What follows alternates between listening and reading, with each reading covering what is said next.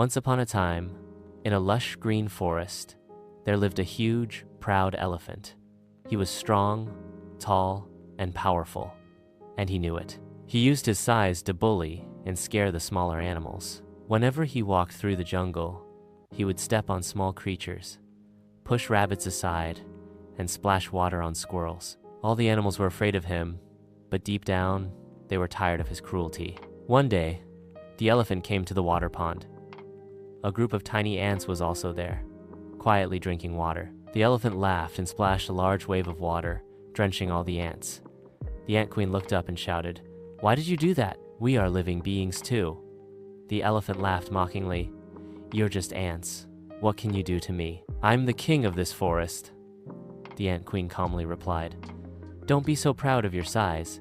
Even the smallest can teach the biggest a lesson." The next morning, when the elephant was fast asleep under a tree, the ant queen returned, this time with her army of ants. Quietly, one ant crawled into the elephant's trunk. It began biting him from the inside. The elephant woke up screaming, "Ouch! What's happening to me? Help! Help!" He ran in circles, shaking his head, crying in pain. Then the tiny ant came out and said, "That pain you feel, that's what others felt when you hurt them." Tears filled the elephant's eyes. "I'm sorry. I was wrong.